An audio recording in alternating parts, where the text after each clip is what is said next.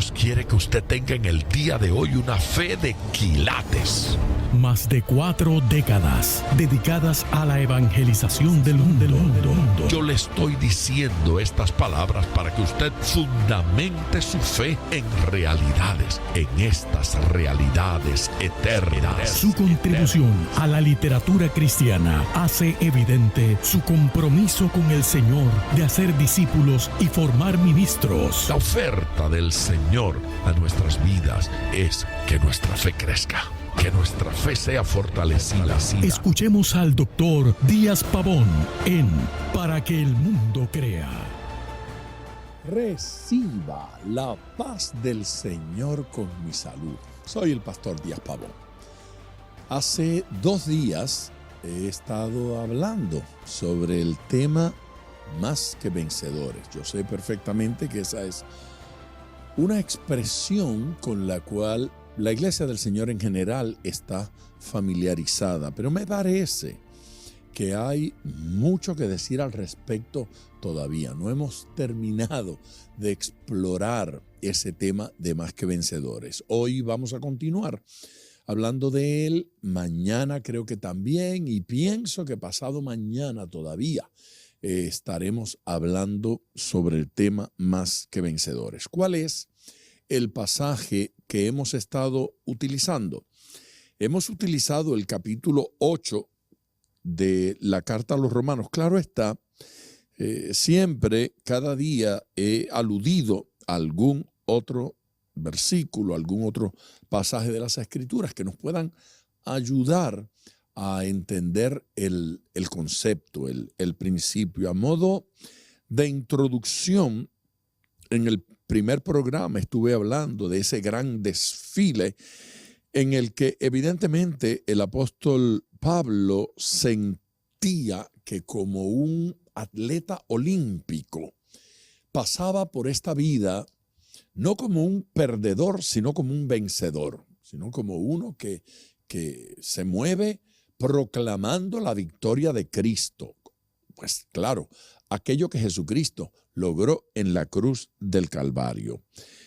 La victoria hemos tratado de verla de alguna forma, yo no sé si decir en detalles. Hemos tratado de ir sobre los detalles de esa victoria. ¿En qué aspectos de nuestra vida podemos decir estamos en victoria? Somos más que vencedores. ¿En qué consiste? ¿Qué fue lo que hizo Cristo en la cruz del Calvario que nos regala, que nos imputa esa victoria, ese logro, que no es un logro que nosotros alcanzamos, es uno que Jesucristo alcanzó en la cruz y que nos lo regala? En el programa más reciente, en el programa de ayer, la pregunta que se formulaba en el versículo es: ¿quién acusa? ¿Quién es el que me acusa?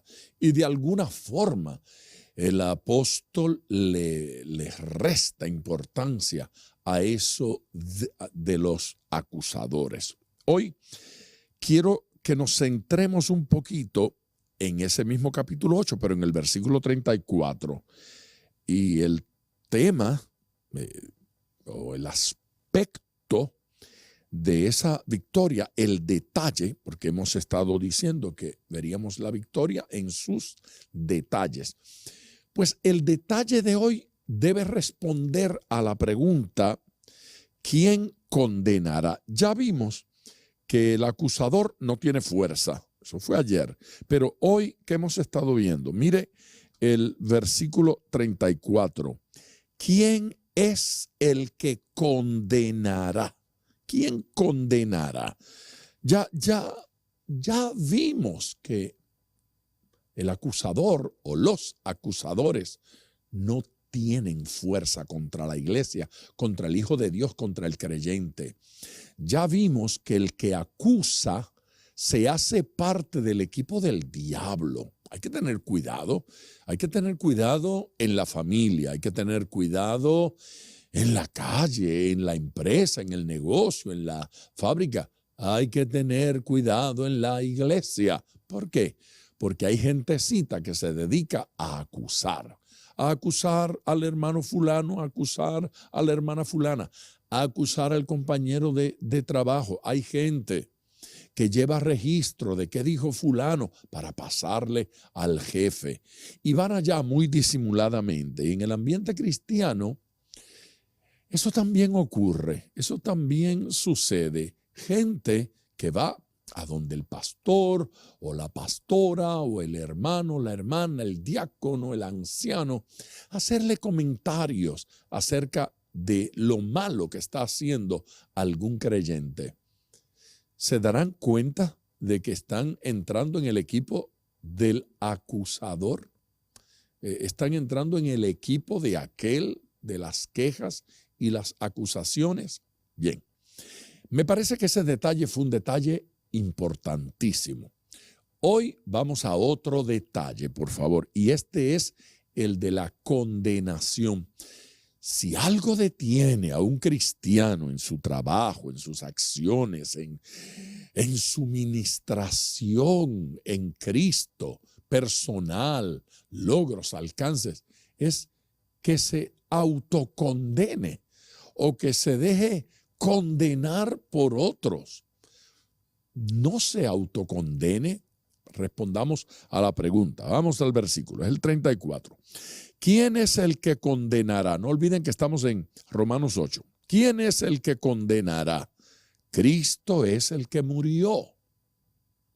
Más aún, el que también resucitó, el que además está a la diestra de Dios, el que también intercede por nosotros. Todo eso lo dice el versículo 34. Ahora, esas declaraciones del versículo 34 las tenemos que entender a la luz de la gran pregunta que se formuló.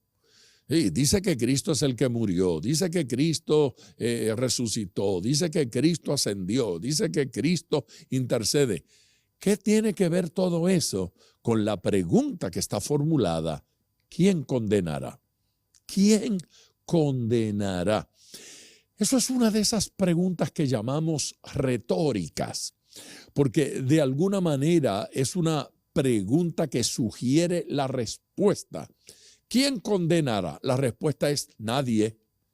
Sí, la respuesta es nadie. ¿Quién me condena? Nadie. ¿Qué significa eso? No le permito al diablo condenarme. Eso también significa, no le permito a la sociedad condenarme. No autorizo a la cultura condenarme. Uno se convierte y comienza ese espíritu de condenación a operar en gente. Ve, Jesucristo con su sermón le incomodó la religión a los judíos. Jesucristo en su dedicación, en su entrega, en su ministerio como Mesías, como Salvador del pueblo judío, le incomodó la teología, le incomodó las doctrinas. ¿Cómo tú te haces igual a Dios? Si hay un solo Dios. Sí, el Padre y yo somos el mismo. No hay diferencia. Ay, ¿cómo te atreves a decir eso? Jesús perdonaba. Ay, ¿cómo perdona? Condenación. Lo condenaron porque perdonaba. Solo Dios perdona. Tú no puedes perdonar. Sucede que Jesús era Dios. Porque sanaba a los enfermos. Solo Dios sana.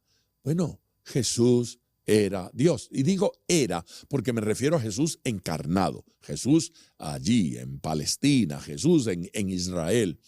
Estaban incómodos porque Jesús no mandó a asesinar, a matar, a apedrear a aquella mujer en adulterio. Tú no puedes estar perdonando. Todo lo que Jesús hacía los incomodaba.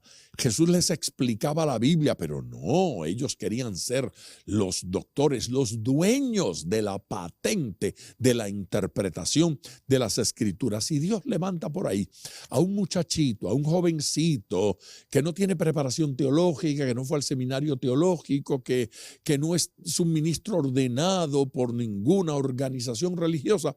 Y aparece quien le quiere negar los derechos a predicar.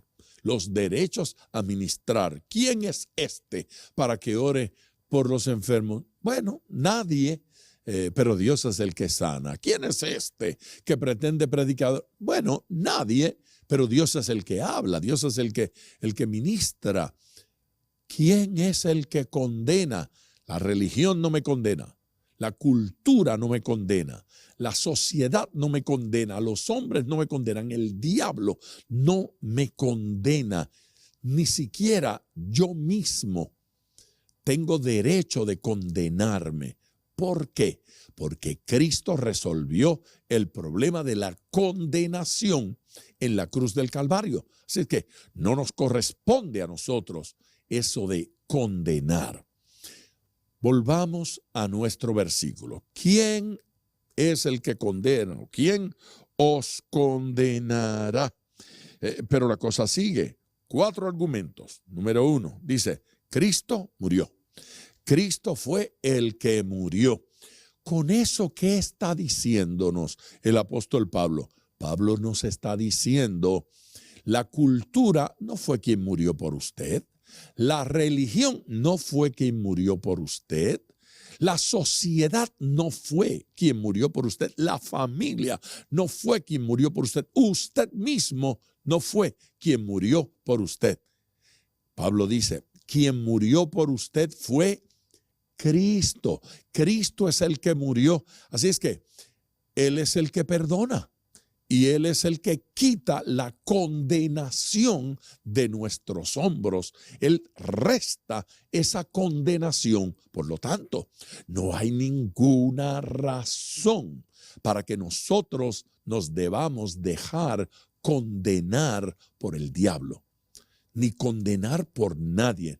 No se deje condenar. No se eche ese cargo de culpabilidad sobre los hombros cuando Cristo fue el que murió. La idea allí es que Cristo murió por nosotros. Él murió para que seamos perdonados. Él murió para la transformación. Él murió para la salvación de nuestras vidas. Él murió. Por lo tanto, no existe una razón para que seamos condenados. Dice algo más. ¿Qué más dice el versículo? Que Cristo resucitó. Así que si Cristo murió, Él es el único que podía condenarme y no me condena. Volvamos a mirar aquel caso de la mujer que fue sorprendida en el acto mismo de adulterio y llevada a Jesús. Las palabras finales, el cierre de esa escena es extraordinario. Jesucristo le pregunta a ella, ¿dónde están los que te condenan? No están aquí, todos se fueron. Oh, nadie te condena. Nadie la condenaba. Jesús dijo, ni yo te condeno. O sea, el único que tenía poder para ejercer realmente ese juicio está diciendo, yo no te juzgo mal, yo no te condeno. Jesús estaba diciendo, mi presencia no es para condenarte. Mi presencia no es para subrayar tus pecados. Mi presencia es para regalarte perdón. Mi presencia es para ayudarte. Mi presencia es para levantarte. Mi presencia es para darte la mano. Así es que nosotros tenemos que entender que el que murió no me condena. El que murió no me señala. Formulemos la pregunta. Y entonces la resurrección, ¿en qué me ayuda? Ya sé en qué me ayuda que Cristo murió, pero el versículo dice que Cristo también resucitó. Ok, con eso voy a regresar después de esta pausa. Vamos a la pausa en este momento y a mi regreso vamos a hablar sobre esa resurrección. Mientras tanto, les doy el número telefónico para que se comunique. Si necesita la oración por su vida, por su relación con Dios, llame ahora. El número es el 305-228-9697. Repito el número, 305-228-9697. Será un placer orar con usted. Regreso ya. Con ustedes de regreso en Para que el Mundo Crea. Estamos en los 4 argumentos que presenta el apóstol Pablo en el capítulo 8 de la carta a los Romanos y particularmente hoy en el versículo 34. La pregunta planteada es, ¿quién condena? ¿Quién es el que condenará? ¿Quién nos va a condenar? La primera respuesta, el primer argumento, Cristo fue quien murió. Cristo murió. Ya, resuelto. Él murió, Él se dio por nosotros, nadie nos puede condenar porque Él no nos condena.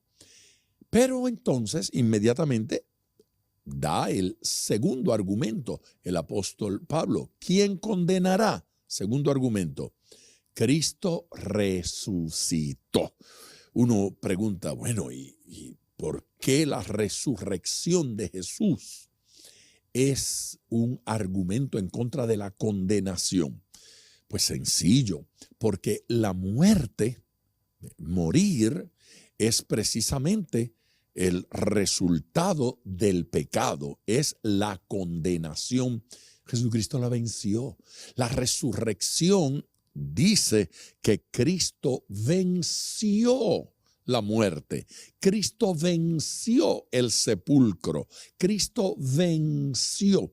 Ya la muerte no tiene poder, no se enseñorea sobre nosotros, no tiene poder, no tiene autoridad. Y si no tiene poder ni tiene autoridad, entonces nosotros estamos absolutamente libres. Esto es importante, pero no poco importante, esto es muy importante, es absolutamente importante y significativo, la resurrección. Ahora mire, el segundo aspecto de esto de la resurrección es que Cristo resucitó y nosotros resucitaremos, o sea, vamos a resucitar, vamos a participar de esa resurrección. De hecho, la Biblia, cuando habla de la resurrección de Jesucristo, dice que es el primero que resucitó.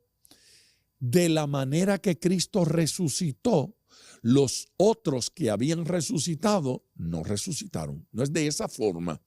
Usted recuerda que Jesucristo había resucitado a Lázaro, había resucitado a una niña, pero esos resucitaron para volver a morir.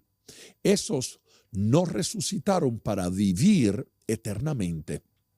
No eran resurrectos, eran resucitados. Es un tipo de resurrección diferente. Esa resurrección es similar a la resurrección que realiza un médico cuando a una persona se le paralizó el corazón y le aplican allí una electricidad, unos shocks y la persona se sacude, el cuerpo se sacude, el corazón vuelve a palpitar, los órganos comienzan a funcionar nuevamente y dicen que la persona ha resucitado. Pero esa resurrección tiene la limitante que es resurrección para volver a morir. La resurrección de Cristo es diferente. Cuando Cristo resucita, Jesucristo no era igual al Cristo que había muerto. No era igual. Había resucitado en un cuerpo de gloria, un cuerpo que ascendió, un cuerpo que atravesaba paredes, aparecía en habitaciones que estaban cerradas, pero él llegaba allí. Este Cristo resucitado es del tipo de resurrección que nosotros vamos a experimentar el gran día, ya al final de los tiempos, cuando Cristo vuelva y resucite a los muertos. Vamos a resucitar para vivir con Él. Seremos resurrectos, viviremos con Él por la eternidad. De ese tipo de resurrección, Jesucristo es el primero, el único que ha resucitado hasta ahora. Y nosotros resucitaremos en el día postrero. Allí hay otro argumento, y es una resurrección que experimentamos en esta etapa, en la etapa de hoy. ¿Cuál es esa resurrección? Pues que cuando nos convertimos a Cristo, morimos al pecado, pero resucitamos a nueva vida. Esta resurrección espiritual la experimenta el que se convierte. Esta resurrección espiritual la experimenta el que nace de nuevo, el que se entrega a Jesucristo. Por eso, cristianismo no es simplemente hacer una declaración de fe. Cristianismo no es sencillamente decir, yo creo ciertos postulados y creo ciertas cosas acerca de Dios. Mire, si hay alguien que sabe que Dios es real, es el diablo. Si hay alguien que sabía que Jesucristo era el Mesías, el Salvador del mundo, fue el diablo. Si hay alguien que fue testigo de la resurrección de Cristo, fue el diablo. Esa información, esa data, para hablar en términos de esta época, del siglo XXI, esa data, Satanás la tenía, eso no lo hace salvo. Data en nuestro disco duro, data en nuestra mente, no nos hace salvos. Esto es una experiencia del corazón, esto es una experiencia de entrega, esto es una experiencia espiritual, la entrega incondicional en los brazos de Cristo, la entrega incondicional al Señor Jesús implica muerte al pecado por el arrepentimiento. Nos identificamos con Él en su muerte. Nos identificamos con Él, ¿sí? En la cruz, en la que sucedió en el madero. Y ahora nos identificamos con Él en la resurrección. Por eso, la práctica del bautismo es tan importante en la experiencia cristiana.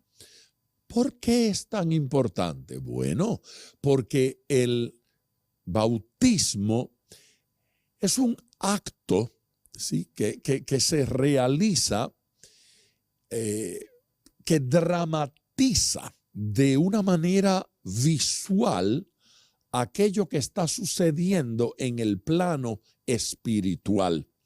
Cuando bautizamos a una persona, lo sepultamos en las aguas. Lo sepultamos porque estamos diciendo con eso, está muerto. Ha muerto al pecado. Por lo tanto, lo sepultamos en las aguas. ¡Qué belleza! Eso del bautismo tiene un simbolismo poderoso, real, potente, y tiene una fuerza espiritual extraordinaria. Una vez sepultado, el ministro procede a sacarlo del agua. Y ese sacarlo del agua simboliza la resurrección. Así es que no quedó muerto, sino que resucitó, solo que murió al pecado y resucitó a nueva vida. Murió al pecado y resucitó a Cristo. Por esa razón, el creyente, el cristiano, el que se convierte, muere al pecado, resucita a nueva vida y ahora Cristo espera que esa persona viva solamente para Él. El pacto que hemos hecho en el bautismo, el compromiso, el pacto del bautismo implica que yo renuncio a mi vida pasada, ¿sí?, y hago compromiso de servirle a Dios ahora en esta nueva vida, servirle plenamente, servirle de forma absoluta, vivir exclusivamente para Él. Esto es poderoso, esto es maravilloso. Así es que volvemos a nuestro versículo. La pregunta formulada es, ¿quién condenará? Es retórica, la respuesta es nadie condena. ¿Por qué nadie condena? Porque Cristo no nos condena, el Señor no nos condena. Y si Él no nos condena, ¿quién nos condena? Ni la sociedad. Esa condenación de los hombres no tiene ninguna importancia. Y va a justificar el argumento y a dar detalles. Argumento número 1, entonces, es este.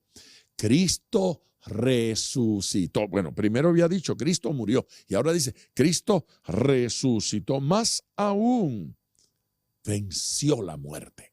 venció la tumba, venció el sepulcro. Aleluya, esto es importante. Cristo no quedó allí, Cristo salió y usted tampoco. Y no va a quedar en la muerte física allí, sino que va a resucitar, porque vive Él. Nosotros estamos seguros, nadie nos condena, porque Él vive, nosotros también vivimos y viviremos. Muy bien, tengo que ir a nuestra segunda pausa. Antes de ir, como de costumbre, quiero insistir en el número telefónico para que usted llame. Llame y pida la oración por cualquier necesidad, o si esta palabra le ha tocado el corazón, llame ahora. 305-228-9697. Insisto, 305-228-9697. A la pausa. Continuamos aquí ya en las partes finales, las postrimerías. Estoy contestando con los argumentos paulinos de la carta a los Romanos, capítulo 8, versículo 34, la pregunta: ¿quién condenará? ¿Quién le condena a usted? ¿O quién me condena a mí? ¿Quién nos condenará? El apóstol está respondiendo: nadie. Y da argumentos. Número 1, nadie los condenará porque Cristo murió por nosotros.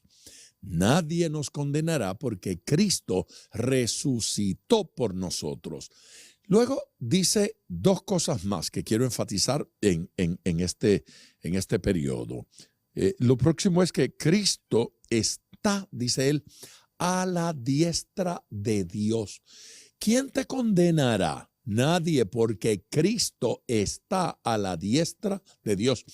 Con eso, el apóstol Pablo está diciendo: nuestro Salvador no ha sido relegado, nuestro Salvador no ha sido descartado, nuestro Salvador ha sido afirmado y declarado al universo como el Hijo de Dios. Así es que ha ascendido, está a la diestra del Padre. Y eso de estar a la diestra del Padre es estar ahí junto a Él de igual a igual. ¿Sí? No está al frente, tirado a los pies, no, está allí. El Padre lo ha colocado en una posición de eminencia. Jesucristo, cuando resucita y es elevado al Padre en la ascensión, el Padre lo que está haciendo es diciéndole al mundo entero: este es mi Hijo amado, este es el que está junto a mí en el trono, este no está en una posición secundaria, él no es insignificante, este es mi Hijo. Eminencia, grandeza, gloria. En la ascensión, Jesucristo es coronado de gloria. Aquí en la tierra lo vimos como el siervo sufriente. ¿Por qué? Porque tenía que sufrir por nuestros pecados, porque usted y yo no éramos capaces de perdonarnos, porque usted y yo no podíamos resolver el problema. Cristo muere en la cruz del Calvario. Es el siervo sufriente, pero una vez asciende, lo vemos en gloria, lo vemos coronado de gloria en la grandeza de la eternidad, en la grandeza del trono del Padre, junto al Padre. Es el Padre quien lo ubica allí. Ni siquiera es la pretensión de Jesucristo que quiere llegar al lado del Padre. No, es el amor del Padre que lo coloca allí y nos dice a todos: mírenlo. ¿Ve? Él no es aquel siervo sufriente. No se engañen. Le dice al mundo entero: no cometan error. Este es mi Hijo. No es insignificante, es glorioso, es precioso, es maravilloso. Adórenlo.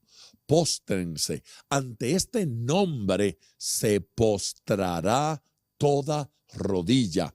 Es algo establecido por Dios. Ante el nombre de Jesús se doblará toda rodilla, se humillará toda persona. ¿Sabe? Jesucristo en su retorno a la tierra le va a acabar el argumento al ateísmo, a qué ridículo todo esto. Entonces van a querer morir por su pecado, por haberse desviado, por haberse distanciado. Este es tiempo de acercarnos a Dios. Hay un cuarto argumento que me parece importantísimo en este versículo, y es que Cristo intercede. Qué importante esto. Cristo intercede por nosotros. Él fue levantado, Él está al lado del Padre, nuestro amigo está en el trono. Ok, ¿por qué ese argumento mío de que nuestro amigo está en el trono tiene tanta importancia para mí, y creo que la debe tener para usted también? Porque el que tiene el poder, el que tiene la autoridad, el que tiene la espada, el que tiene la corona, el que tiene la balanza en las manos, no es nuestro enemigo, es nuestro abogado. Él no es nuestro enemigo, es nuestro amigo. Él es el que nos ama. Él es el que murió en la cruz del Calvario, y Él es el que tiene interés en que pasemos con Él la eternidad. Entonces, llegamos plenamente al cuarto argumento. Ese cuarto detalle es que Cristo intercede por nosotros. No basta con saber que está junto al trono, hay que saber para qué está allí. Pues está allí en función de abogado, función sacerdotal a favor nuestro. Me encanta. Cuando usted tenga un ratito, váyase y lea en el capítulo 7 de la carta a los Hebreos. Mire ese versículo 20 y tantos, 23 en adelante, que habla del sacerdocio eterno de Cristo. Dice allí que los otros sacerdotes pues fueron muchos, porque por la muerte no podrían continuar ejerciendo el sacerdocio. Pero Cristo es sacerdote para siempre. Tenemos uno que intercede por nosotros eternamente. Así es que cuando cometemos un error, cuando cometemos una falla, no tenemos que tirar la toalla y decir estoy descartado. No tiene que tirar la toalla y decir ya no hay oportunidad. Hay que mirar al trono, al de gracia, al de misericordia, al de amor, y decirle al Señor: fallé, Señor, pero sé que tú perdonas. Fallé, Señor, pero sé que tú intercedes. Señor, ayúdame a levantarme. Señor, ayúdame a seguir adelante. El intercesor es uno que da la mano, es uno que levanta al caído. Jesús no le olvida. Jesús le tiene presente. Jesús no le ha dado la espalda. Jesús nos acompaña. Perpetuo memorial delante del Padre. Estoy aquí, Padre, intercediendo por esos. Ellos fallan, ellos se debilitan, ellos caen, ellos quiebran las rodillas, pero yo intercedo por ellos para que los levante. Bien, tengo que ir a la última pausa, pero es importantísimo que recuerde nuestro número telefónico: 305-228-9697. Llame ahora, permítame orar, voy a la pausa y regreso en tiempo de oración. Gloria a Dios, estoy disfrutando este tema, estoy disfrutando estos versículos. Más que vencedores. Estamos intentando desmenuzar ese concepto de más que vencedores. ¿De dónde proviene esa victoria? ¿Por qué somos más que vencedores? Y más que vencedores ¿sobre qué? Todavía vamos a mirar algunas otras cosas. Mañana vamos a continuar con esto, y Cristo intercede por nosotros. Ese es el enfoque con el que venimos mañana para ver ese proceso de intercesión de Cristo por nosotros. No olvide que nuestro teléfono es el 305-228-9697. Oremos. Señor, gracias. Tu bendición ha sido maravillosa.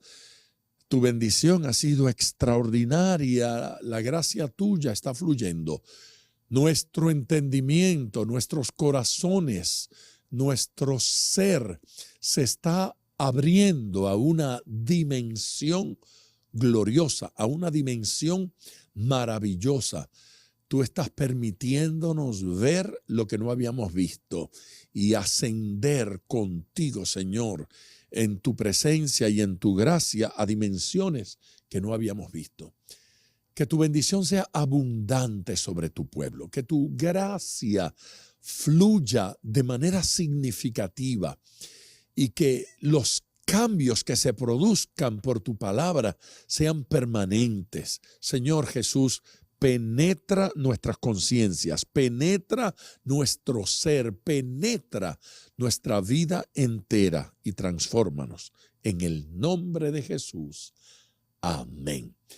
Gracias por su amor, gracias por su atención. No olvide que mañana seguimos con este tema, Más que Vencedores.